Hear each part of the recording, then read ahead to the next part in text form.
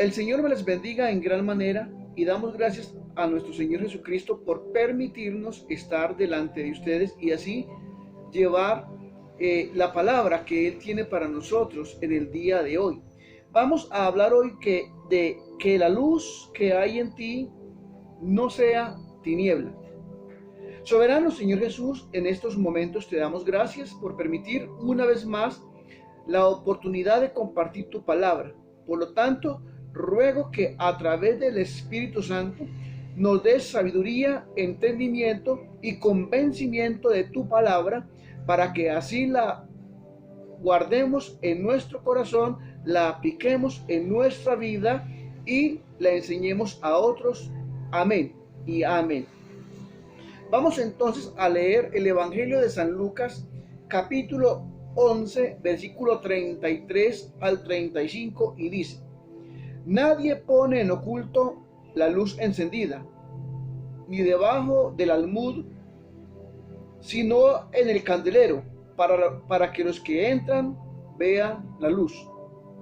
La lámpara del cuerpo es el ojo. Cuando tu ojo es bueno, también todo tu cuerpo está lleno de luz. Pero cuando tu ojo es maligno, también tu cuerpo está en tinieblas.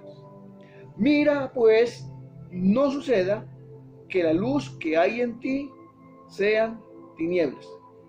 Es lo que Jesucristo nos dice. Mira que la luz que hay en ti no sea tiniebla. Dentro de nosotros hay una luz muy fuerte, y esto es la palabra de Dios, la que tanto hemos escuchado, la que leemos, la que ha quedado guardado en nuestros corazones. Por eso esa luz que es tan fuerte, que es la que el Señor se refiere, dice el Salmo 119, 105: Lámpara es a mis pies tu palabra, y lumbrera a mi camino. Pero cuando albergamos el pecado, la luz que hay en nosotros se va volviendo lentamente en tinieblas. Y si nosotros persistimos en vivir en el pecado, a medida que avanzamos, las tinieblas van cogiendo más fuerza, la luz se va disminuyendo hasta que todo nuestro ser, cuerpo, alma, espíritu y acciones se convierte en tinieblas, y es donde lo que la gente ve en nosotros es maldad y pecado, porque solamente ve en nosotros tinieblas. Ahora bien, todo lo que sea tinieblas le da un derecho legal a Satanás para que él pueda entrar y destruirnos, entrar y dividirnos, entrar y estancarnos, y finalmente entrar y arrebatarnos la salvación, llevándonos hacia una condenación eterna en el caso que llegamos a la muerte sin haber alcanzado el perdón de Dios y el haber alcanzado la salvación. Para entender esto, vamos al Evangelio de San Lucas, capítulo 22, versículo 31 y 32. Dijo también el Señor, o sea, Jesús, refiriéndose a Simón Pedro: Simón, Simón, he aquí Satanás os ha pedido para zarandearos como a trigo. Pero yo he rogado por ti, que tu fe no falte, y tú, una vez vuelto, confirma a tus hermanos. ¿Qué le estaba diciendo Jesús a Satanás? ¿Qué estaba aquí Jesús diciéndole a Pedro? Pedro, Satanás me ha pedido para sacudirte, para zarandearte. Satanás te ha pedido para afligirte, para hacerte llorar. Te ha pedido para atormentarte. Y Jesús no le dijo a Pedro: pero yo no voy a permitir que eso pase. No, Jesús le dijo: pero yo le he pedido al Padre al Señor que está sentado en su trono, al que me envió, que te ayude a soportar todo esto y que no dejes que pierdas la fe. ¿Para qué? Para que tú una vez pases esta prueba que he permitido, puedas testificar a los demás de que yo siempre voy a estar con ustedes. Y que cuando ustedes abran alguna puerta y y permitan que Satanás entre en sus vidas, si se arrepienten, no solamente van a ser libres, sino que van a salir de esa aflicción. Entonces Jesús hace que todo ser humano sea zarandeado por Satanás. No, sino que aquel que está en tinieblas abre puertas y da derecho legal, legítimo a Satanás. Y Jesús permite entonces que Satanás obre en ese derecho que el ser humano le ha dado, pero le pone límites. Dejó que zarandeara a Pedro, pero no que lo matara. Pero ¿qué derecho legal tenía Satanás aquí en Pedro? ¿Qué tiniebla podía haber en Pedro? Si Pedro fue un hombre que fue el único que sacó la espada para defender a Jesús y que no lo arrestaran. Que fue el único que caminó sobre las aguas. Que fue uno de los que estuvo entre los que Jesús permitió que estuviera en el monte y viera la transfiguración. ¿Qué podía entonces pasar en Pedro? ¿O qué tiniebla podía haber si Pedro estaba con Jesús en todo momento? Pues si nosotros volvemos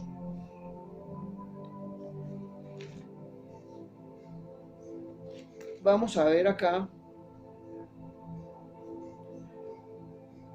a Lucas capítulo 22, verso 31 que acabamos de leer, cuando Jesús le dijo a Pedro: Simón, Simón, he aquí Satanás os ha pedido para zarandearos como a trigo. Ahí en el verso 33, Pedro le contestó al Señor: Señor, dispuesto estoy a ir contigo. Repito, dispuesto estoy a ir contigo, no solo a la cárcel, sino también a la muerte. Y Jesús le dijo a Pedro: Pedro, te digo que el gallo no cantará hoy antes que tú niegues 3 veces que me conoces. Vemos entonces que la altivez que Pedro tuvo acá abrió la puerta a esas tinieblas. Si Jesús nos expresa y nos hace ver el pecado que tenemos, pero nosotros decimos: no, Señor, yo estoy bien, yo no he pecado, entonces estamos abriendo las puertas a Satanás. Estamos dejando que las tinieblas de la soberbia entre a nosotros. ¿Qué pasó en Lucas capítulo 22, verso 24? Dice la Biblia: hubo también entre ellos, o sea, entre los discípulos, una disputa sobre quién de ellos sería el mayor. Yo me atrevo a decir que si que si Jesús le habló solo a Pedro de esto, de que Satanás lo había pedido para ser zarandeado, era porque ya Pedro se había llenado mucho de orgullo debido a esto. ¿Qué diría Pedro? Pues no tengo que decirles a ustedes, mis hermanos y discípulos, que yo soy el mayor, pues las evidencias lo muestran. ¿Quién caminó sobre las aguas? Yo. ¿Quién sacó la espada para defender a Jesús cuando llegaron a arrestarlo? Solo yo. ¿Quién seguía a Jesús cuando lo arrestaron? Solo yo, porque los demás lo abandonaron. Y esta fue la causa por donde las tinieblas comenzaron a envolver a Pedro. Y esto, por lo tanto, permitió que entrara aquello que es invisible, pero que se muestra, y es la soberbia, la altivez y el orgullo. Proverbios capítulo 16, verso 18 dice: antes del quebrantamiento es la soberbia, y antes de la caída la altivez de espíritu. Y la palabra altivez en ese texto significa grandeza, significa arrogancia. En Lucas capítulo 11, verso 35, que fue donde comenzamos, Jesús dice: mira pues, no suceda que la luz que hay en ti sea tinieblas. La soberbia causó la caída de Satanás. Fue expulsado de la presencia del Señor. Y Satanás ha usado esa misma oscuridad, esa misma arrogancia, esa misma altivez, la usó para derribar a Pedro, para zarandearlo, más bien. ¿Por qué cree que el Señor a través de Salomón dice en Proverbio capítulo 4, verso 23, sobre toda cosa guardada, guarda tu corazón, porque de él mana la vida? Recordemos que corazón aquí tiene que ver con voluntad, pensamientos, acciones, sentimientos. Y lo invisible, que es lo que no se ve, es lo que mayormente abre tinieblas, abre las puertas más bien para que las tinieblas vayan entrando, y a medida que se vayan fortaleciendo esas tinieblas se convierten en oscuridad.